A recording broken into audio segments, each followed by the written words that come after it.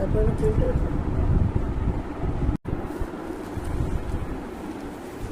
হলো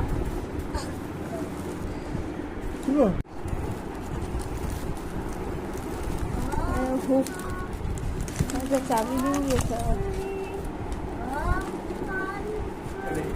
চাবি ডিঙের মতো আছে সব ফটো।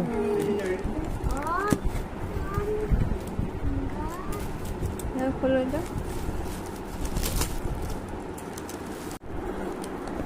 উপরের কাগজটা ওঠে